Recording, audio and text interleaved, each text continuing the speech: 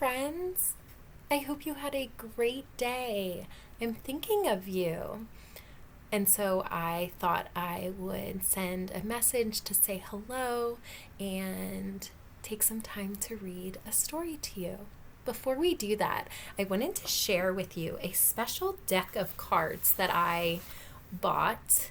And I'm looking forward to sharing them with the class of students that are going to come into the classroom that we shared this school year. But I wanted to share them with you too. And they're called Greatness Quest cards. They're super special, and I bought them because of the nurtured heart approach, which is something I learned about this school year and implemented in the classroom. Here's some information about the Greatness Quest cards. Just like the Habits of Mind, I apply the teaching of these cards in my own life as a grown-up. So it's so important to remember that you're never too old to learn something new. I found these on Amazon if grown-ups are interested in exploring these further. I wanted to share a specific card today with you. There's a ton of them. Just to give you some examples, seeing every moment as an opportunity for love. I am the greatness of showing up. I am the greatness of honoring my body's yes and no. Openness. Today I wanted to share with you loving presence. I hope this message reminds you that you are completely lovable, and it has nothing to do with what you've achieved or anything outside of exactly who you are. Your being that's not impacted by all of the achievements that you hold. Some of this message may make complete sense, and some of it might make you feel curious and wonder what exactly the message is telling you. So if you understand it completely, awesome. And if you don't, that means that there's room for you to be curious. Loving presence. I now know that at the bottom of all energy and all my energies is love, and that my presence is my current energy of love. This energy of love manifests in relation to all I do and say in this world. I am being the greatness of loving and appreciative presence. I bring this in ever sweeter levels to all my interactions. I do this through increasing clarity about my no, and what they mean by that is what I don't want to give presence to, and through my yes, which means what I do want to appreciatively love and honor. Honor is a fancy word for respect. Through this knowing, I am so much clearer in navigating my world. Through this knowing shines my loving, caring, true nature. And the great discernment I apply to give my energy to what my heart desires. I am the greatness of discernment, clarity, and a loving heart. I am the greatness of loving presence. I'm looking forward to reading our story today. The title is Big Week. Take some time to look at the picture. It will help you with understanding what we're reading. Big Week by Karen Della Cava. Art by Jennifer Nalchigar. Calvin's day camp counselor, Autumn, passed out a sheet of paper to each camper. Have you ever been to a camp? If not, have you ever spent time out in nature, maybe at a park or your backyard? Calvin turned to his friend Gladys and groaned. Ugh, looks like homework. I hope you're enjoying being homework free over the summer. Yeah, I thought nature camp was supposed to be fun, Gladys said with a laugh. Autumn, who's the camp counselor, continued. There's something called a big year, where people try to identify, or ID is the initials for identify, as many species of birds as they can in 1 year. I'm seeing lots of birds this summer. Have you seen any? I see them especially on my walks.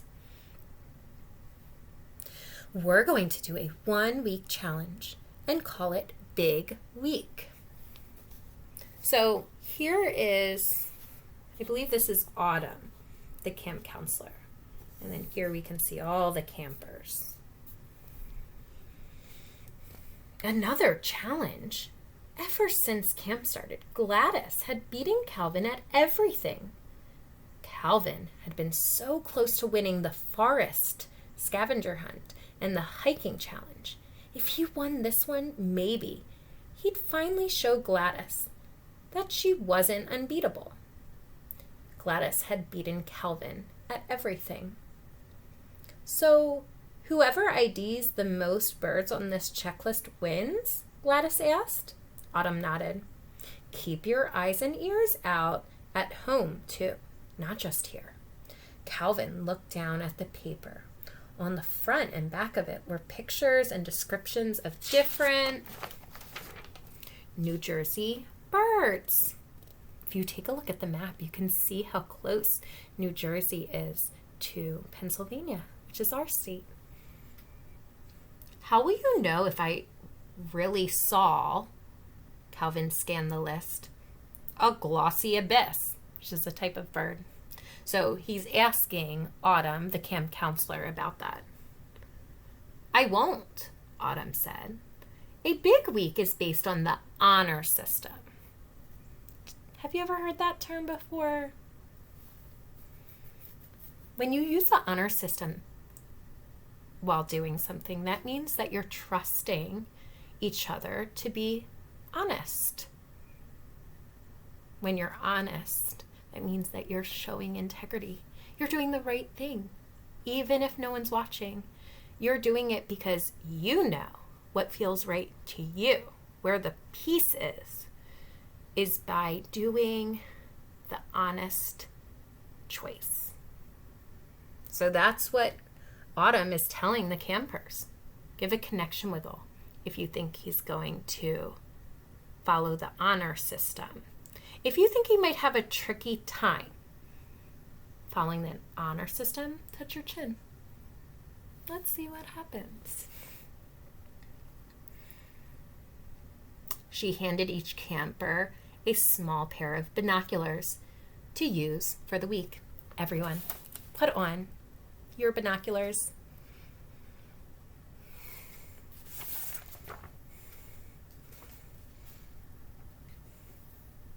After camp that evening, Calvin spotted 2 mourning doves, a sweet red-winged blackbird, a northern mockingbird, and a dark bird with a blue-green head.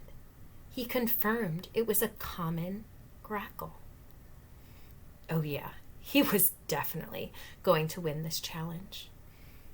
But what if he doesn't? He's still as awesome as can be, no matter how well he does on the challenge. He's super. The next day at camp, everyone called out totals. Calvin had some catching up to do. Have you ever felt that way? Like maybe someone else is achieving something and you're like, I'm not achieving that at this time. Maybe one of your friends knows how to do a cartwheel and you're like, I don't know how to do that yet. Give a connection wiggle if you've ever felt that way. I understand that feeling.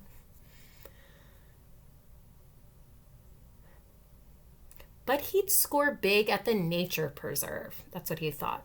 That's where they were going today. At the preserve, there was plenty of bumping and shushing as everyone followed the trail that snaked through the woods. It led to a boardwalk that threaded through some wetlands. If it would be helpful for you, with your grown-ups' permission, you can look at some images of wetlands on Google, so you know exactly what they look like. The rich scent of earth mixed with salt water filled the air. Gladys stopped short. It's a great egret. I think that's how you pronounce it. It's a great egret, she shouted. A tall, long-legged white bird stalked the shallow water. That was my gift to you, Gladys said, with an I'm going to win this tone. Do you think that was kind? Or could she have just pleasantly shared with him that there was a cool bird and that they could both check it off?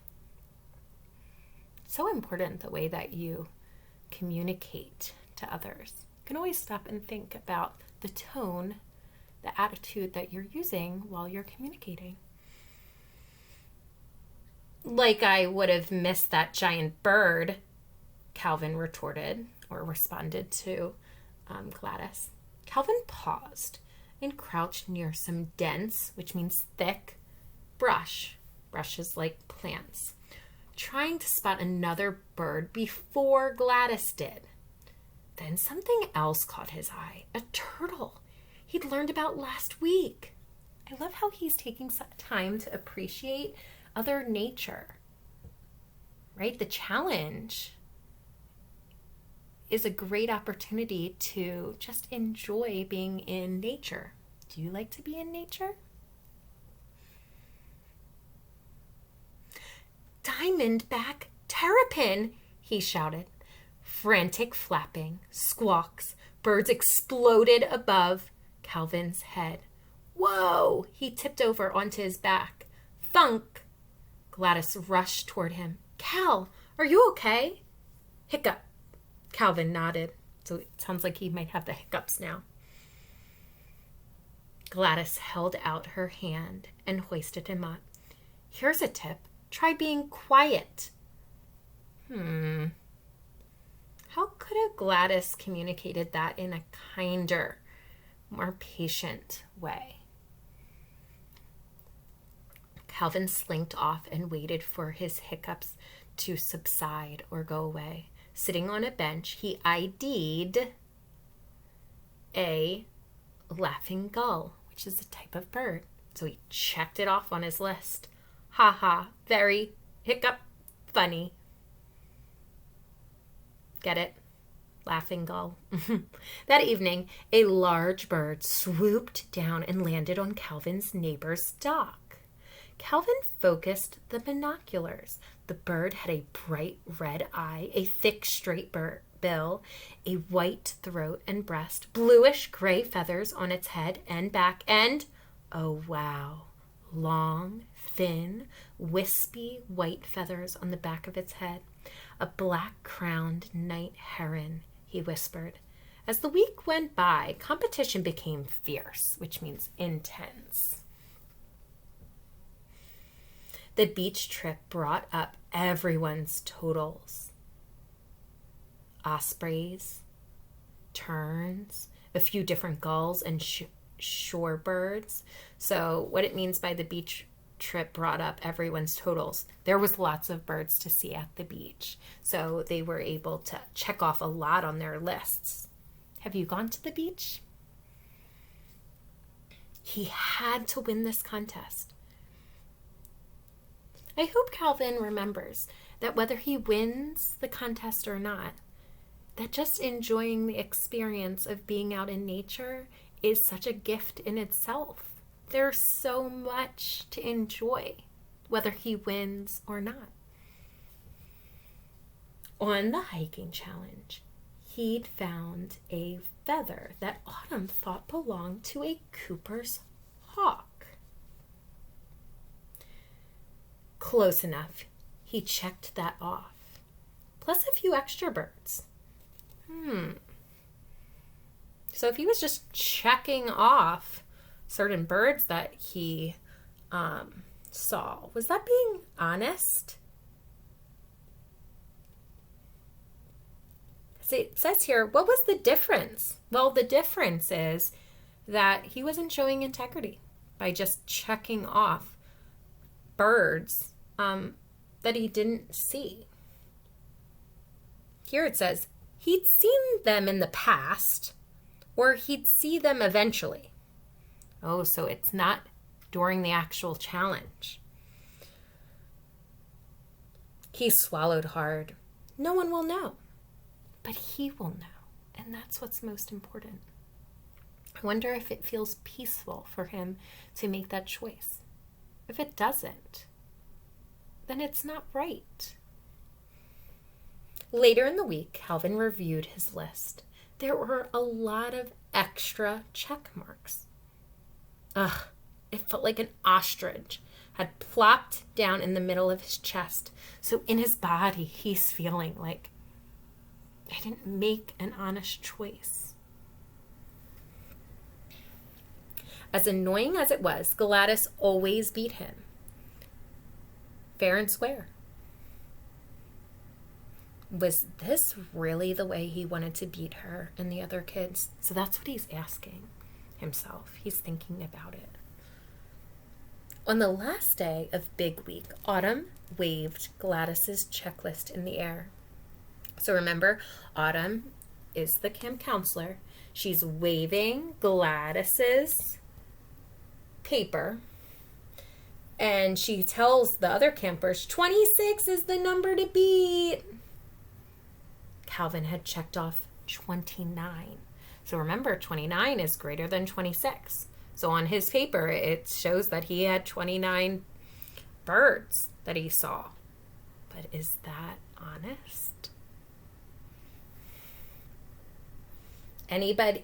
Calvin checked off 29, even the glossy abyss. Anybody else? Autumn called out. So Autumn's wondering, does anyone have more than 26 birds checked off? And again, Calvin has 29. What do you think might happen? What do you think he might do? What's your prediction? Calvin's face heated up, so he's feeling it in his body that something isn't right. At best, he'd had 22 legit sightings. That means he had around 22 birds that he actually saw, even though he checked off 29. He remembered how cool it was to ID that black-crowned night heron. He got it now. That's what a Big Week was really all about. So he's understanding that the experience of the challenge is what is to be appreciated, instead of getting all of the birds. He knew that it felt great when he found a bird and he honestly checked it off. Sounds like Gladys wins, Calvin said. So Calvin did not choose to hand in his paper. He knew he wasn't honest, so he he let it go. Autumn awarded Gladys with a Big Week t-shirt as everyone cheered. And when Calvin congratulated his friend, he felt as light as a downy feather. He felt light because he chose honesty. He remained true to himself. He knew the right thing to do for him was to stick with the peace. It felt better to be honest than dishonest. Let's give him a round of applause for that. I hope you have a great night. I'm looking forward to our next read aloud, where we'll continue to read from this magazine. In the meantime, I hope you have a great night, and I will see you next time. Bye.